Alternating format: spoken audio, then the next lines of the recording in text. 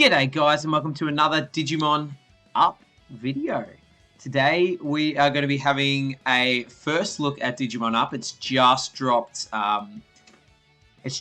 in the stores like yesterday. I've had a little bit of a play with it. This video is kind of like my first impressions, a little tiny review of the game and my thoughts on the game moving forward, and as well as thoughts of making content for this game. So let's jump into it. I'm just gonna have some like different gameplay and stuff playing in the background. It's mostly just gonna be me talking about what I think about the game so far. Anyway, it is super early days. I know games like this often get a bunch of different types of feedback, and if the developer is good, they'll implement that feedback and can improve on the game. But taking the game as it is now and sort of my thoughts on how the game's going to move forward. First of all, let's talk about the style of the game. It looks pretty cool, like little sprites. Not too much in terms of like animations or models or anything like that. Each Digimon has like maximum 2 or 3 animations. There's nothing super crazy, which I guess can speak towards the longevity of the game. If it's easy for them to produce and not much work, they can keep implementing new Digimon and things like that to keep the game rolling. Talking about Digimon, there's a good selection of Digimon at the moment. There's a bunch of partners you can pick from, a heap of support Digimon as well, and I guess that list is going to continue to grow. I don't know if they're going to add more partners into the game or not. And obviously, I don't believe anyone's made it to like the level where you can have more than one partner, so we'll see how that sort of system plays out a little bit later. Let's talk about gameplay, or what they call gameplay. So if you don't know, this game is really an idle style game, I guess you could call it. There's not much interaction with the player, as in there's pretty much nothing you can do. You can't even like tap your cards to use them at different times. You basically set your party, you set your Digimon up with your partner Digimon, some support Digimon, a buddy, an SP support Digimon, and it auto-plays itself. It plays when you're not in the app. You can kind of collect your resources. One of those games where your resources build up over time, you get stronger over time. It's sort of a min-max sort of thing. Your equipment gets better, you get stronger. It's not a super interactive gameplay, I wouldn't say, and I feel like a lot of the feedback I've been reading sort of reflects that. People are like, bro, there's like no interaction in this game at all. I get that.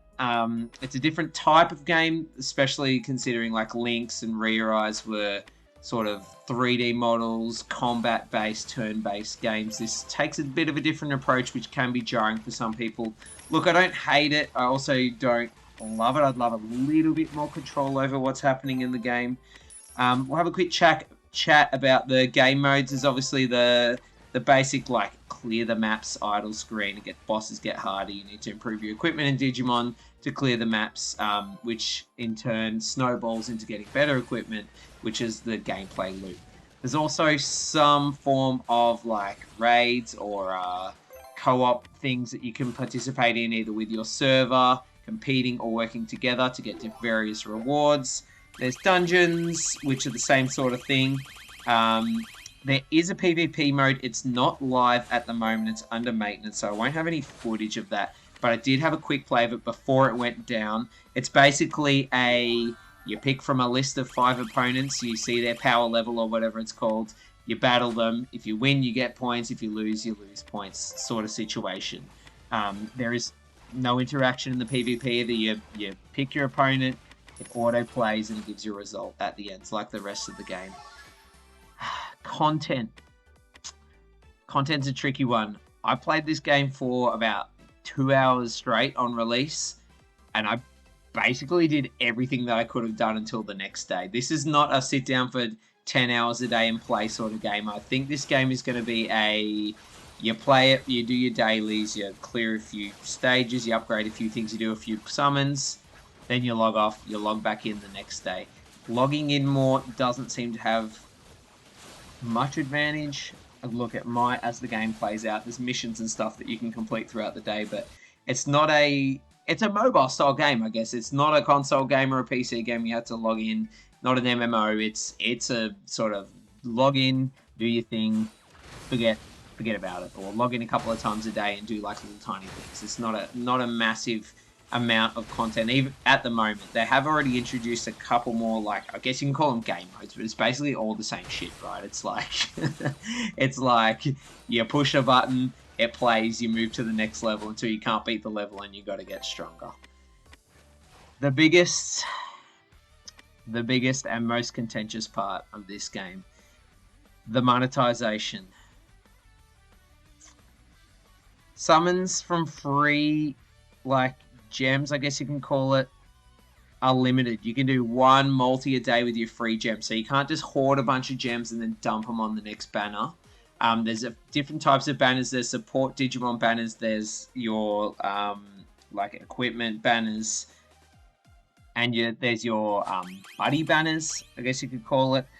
Other than that, like, that's it for summoning. You can do a free multi on that, and then you can't do it again until the next day. The other type of gems are premium currency, which you need to pay real money to get. That's not my biggest bugbear. Like, it's fine, I guess. Like, obviously, when PvP becomes more prevalent in this game, it's going to be...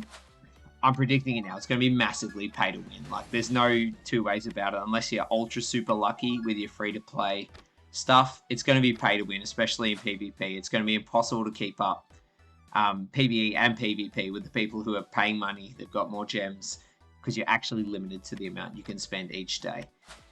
Not the biggest issue. What does bug me is the the ads. There's a bunch of events, dungeons, like double speed, all this shit.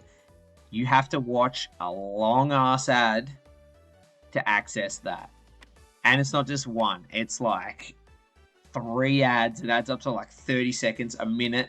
You get something. You have to do that like twice. You can do that up to twice for like 10 events, probably. Around 10 things.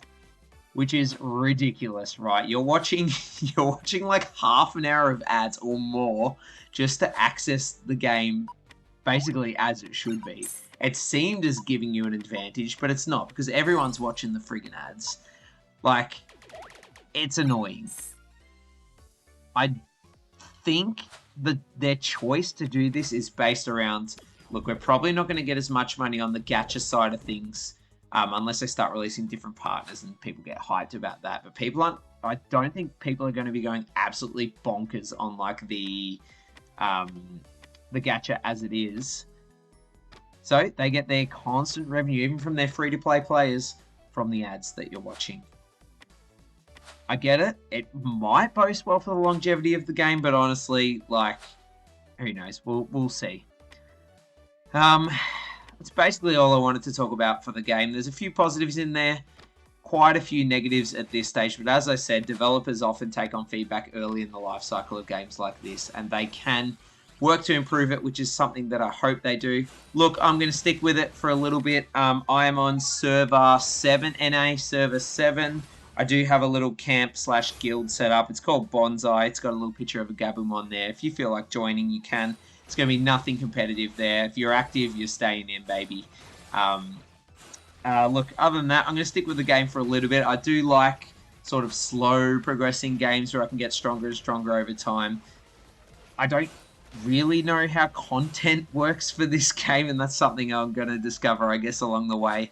But I don't think you're going to be getting like super daily or other day videos for this. It might be like account updates or like occasional summons. I'll build up some summon footages and put that out to the YouTube. But at this point, yeah, look, I'm going to stick with the game. Hopefully we see some improvements. Hopefully something clicks with me and I really enjoy it. I guess what I want to hear from you guys is, have you got the game? How did you find it? Are you going to stick with it? And what are some bits of feedback that you would give to the developers to make this game a little bit better than it is?